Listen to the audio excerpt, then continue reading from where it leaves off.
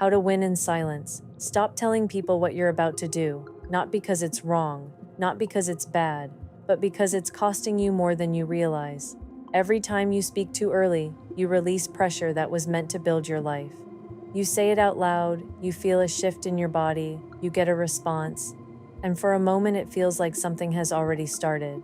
But nothing has started. You just felt relief. And you have confused relief with progress, so you keep doing it. You tell people you're going to change. You tell people you're done with the old patterns. You tell people this time it's different. And for a moment you believe yourself, but your life does not move. Your habits do not change. Your environment does not shift. Your behavior stays the same. And later, when the feeling wears off, you are left with the same reality and a deeper level of frustration, because now it's not just that you didn't follow through, it's that you said you would.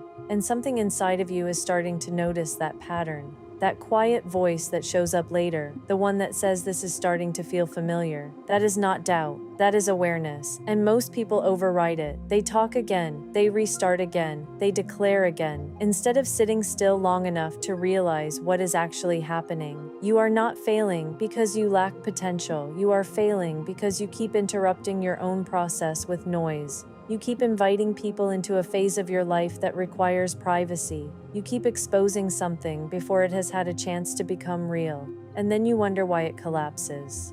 Nothing strong is built with constant exposure. Anything that is forming needs containment. That applies to your thoughts, that applies to your discipline, that applies to your identity.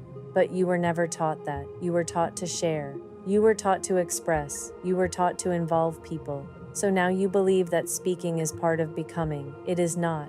Becoming is built in repetition, quiet repetition, unseen repetition, the kind that does not get acknowledged, the kind that does not get validated, the kind that does not feel exciting. That is where identity is formed, and that is the exact place most people leave, because it does not feel good. There is no immediate reward. There is no response. There is no confirmation. There is just you and what you actually do, and that is confronting. Because when there is no audience, there is no performance. There is only truth. And truth is not based on what you intend. It is based on what you repeat. So when you say you want discipline, but your actions are inconsistent, that is the truth. When you say you are done with something, but you return to it, that is the truth. And it is not there to shame you. It is there to show you where you actually are. But most people avoid that. They soften it. They reframe it. They explain it away, instead of letting it be clear. Clarity is uncomfortable because clarity removes excuses. It removes the ability to pretend. It removes the gap between what you say and what you do. And in that moment, you are faced with a decision. Either you change your behavior to match your words, or you change your words to match your behavior. But you cannot keep both. And that is where silence becomes powerful.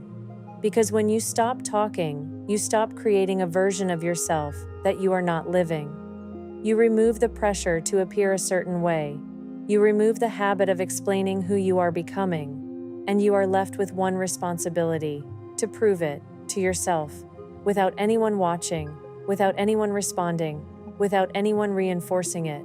And that is where self-trust begins. Not when people believe in you, when you start to believe your own actions, when you say you are going to do something and then you do it, again and again and again, until your body stops questioning you, until your mind stops negotiating, until it becomes normal. That is when identity shifts, not when you decide it, when you demonstrate it, over time, without interruption, without needing it to be seen. And this is the part that people misunderstand. They think silence means hiding. It does not. Silence means building. It means protecting your focus. It means protecting your energy. It means protecting something before it is ready to be exposed. Because once something is real, it does not need to be explained. It shows in the way you move, in the way you speak, in the way you respond. People can feel it, and they do not need a backstory. But when it is not real yet, you feel the need to explain it. You feel the need to justify it. You feel the need to get agreement, because you are not fully anchored in it. And that is where people get pulled off track.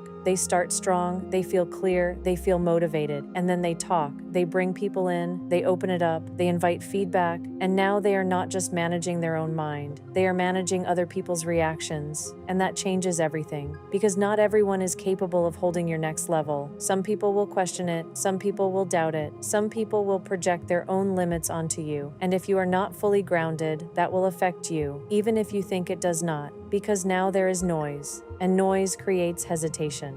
And hesitation breaks consistency. And without consistency, nothing becomes real. So you go back to where you started, and you say, you just need more motivation. You do not. You need less interruption. You need to stop leaking your energy through conversation. You need to stop seeking stability through other people's responses, because that is what is happening. When you tell someone your plan and they respond positively, your body relaxes. You feel supported. You feel certain. You feel like you are on the right track. But that certainty did not come from your actions, it came from their words. So now your stability is external, and anything external can change, which means your consistency can change with it. That is not control, that is dependency. And dependency cannot build discipline. Discipline is built when you continue without reinforcement, when you continue without validation, when you continue without needing to feel good about it. That is what creates something solid, something that does not fluctuate based on emotion, something that does not collapse when things get uncomfortable, because it is not built on feeling, it is built on repetition.